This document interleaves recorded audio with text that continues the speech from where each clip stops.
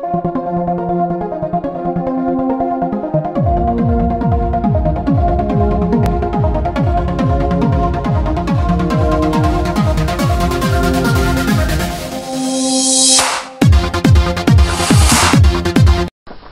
once again, ladies and gentlemen, boys and girls, to the Dr. Rule Show. I'm your host, Dr. Franklin Rule, and today we critique Attack of the Killer Tomatoes from 1978, said to be one of the worst films ever made. But you'll have a chance to examine both its good and bad points. But first, the trivia question of the day. Let me extricate here from its paper prison. And most appropriately, the question is, what is the fear of tomatoes called? Multiple choice, inverse alphabetical order. Is that porphyrophobia, lycopericophobia, cyanophobia, or allurophobia? Now the only prize for the correct answer, one pat on the back that you'll have to administer to yourself. Heck of a lot better than a slap on the belly with a wet trout. Now, without further ado, with footage provided by noted videographer Benny Guzlin, fall!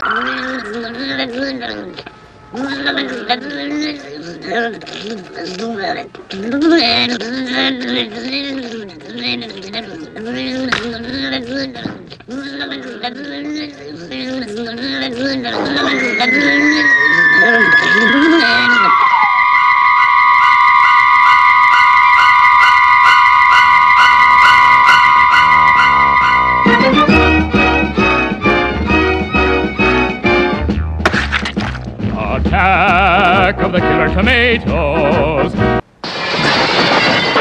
Look at the giant tomato, Martha. I didn't know they grew them so big, Jeff. I wonder where he's going. He got little Timmy. Poor Timmy. He ate him all up.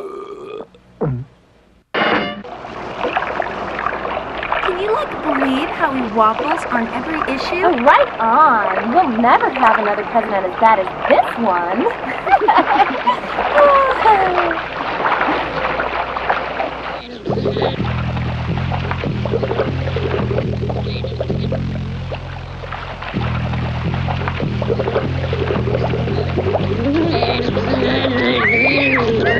What is it? Over there!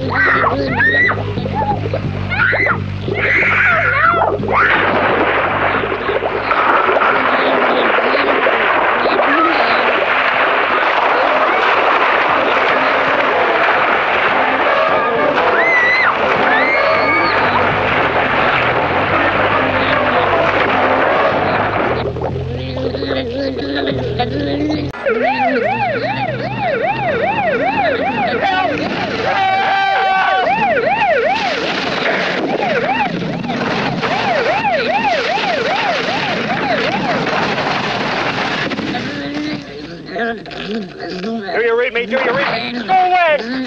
Go away! Do you read me? Do you read me? Are you happy now? Detective been the goddamn secret. Nobody knows where the hell we are. Do you read? Help me, the Oh, for God's sake. Give me that, for God's sake. Will you keep it down, for God's sake? You can't tell me to shut up. I quit. What? I You can't quit the department of I'm not the department. I'm going to die. You conceited little SOB. I'm going to die. Oh, good.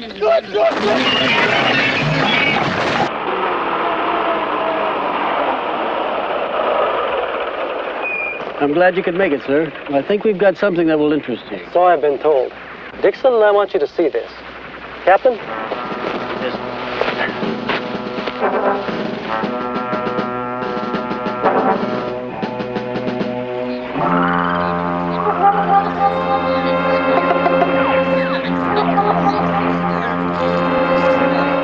Sir, we've captured a giant tomato.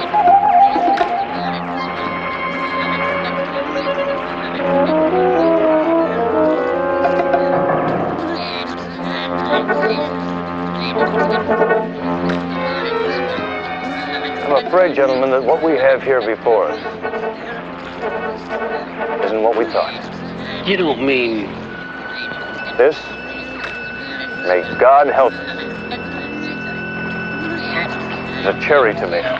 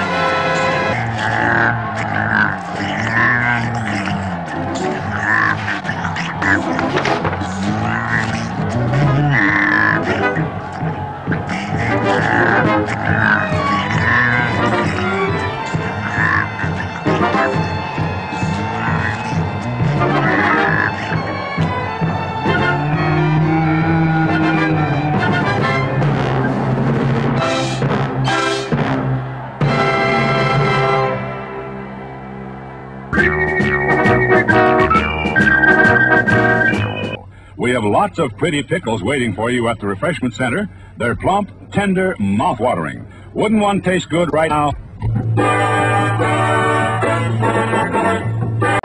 And I have to commend them for the way they manipulated those tomatoes. But I have to say that after a while, seeing the tomatoes chasing humans became a bit tiresome.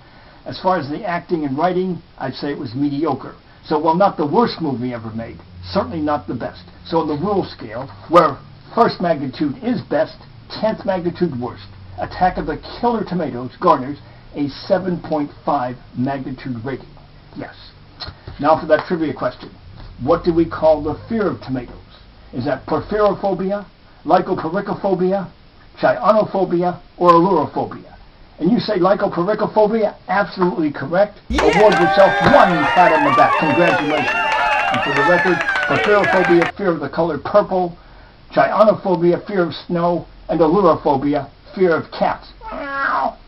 Now, is it at all conceivable that such entities, killer tomatoes, might be created by science? Well, I point out that in the last decade, we've deciphered the human genome as well as the genomes of many other plants and animals.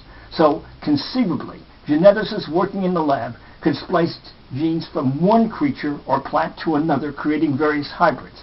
Indeed, the flavor savor tomato has already been created. That's a tomato that has flounder genes in, so it has the taste of the flounder fish.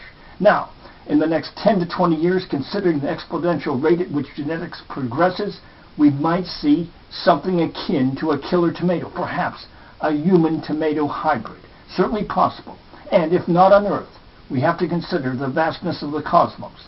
100 billion galaxies plus out there, and of course, a timeline of 13.7 billion years. Certainly alien geneticists might have created some type of creature that we could call a killer tomato.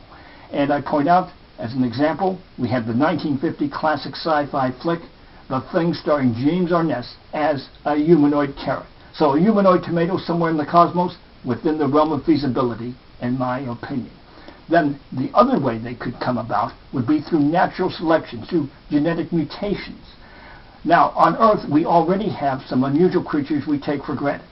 For example, the porcupine with its spines, the giraffe with its 10-foot-long neck, and, of course, the octopus with 8 tentacles. Unusual creatures we take for granted. And a recent oceanic survey came up with some more oddities, such as the Lorenophorans, an entity that never uses oxygen, a totally anaerobic entity. There is a jellyfish that when it reaches maturity, then reverts to the polyp stage and regrows, in a sense achieving a state of immortality. And there's the blobfish, that's basically a massive gelatinous material that floats in the ocean. And then there's the Yeti crab that has hairy tentacles. Unusual creatures. Certainly we could find equally bizarre entities on world after world outside of our solar system. And of course, one of those entities might just be what we would call a killer tomato. Perhaps a humanoid tomato or some other combo, but certainly within the realm of feasibility, in my opinion. Now, let's take a look at the Vault of Strange Deaths And it says the bears are eating cadavers. This is up in Komi, a republic in the Arctic Circle region of Russia. And starving bears have learned to unearth graves and then open up coffins and devour cadavers. Yes, they're devouring cadavers. Almost as frightening as the concept of killer tomatoes. Now until next time, may the power of the cosmos be with you. Yes, yes.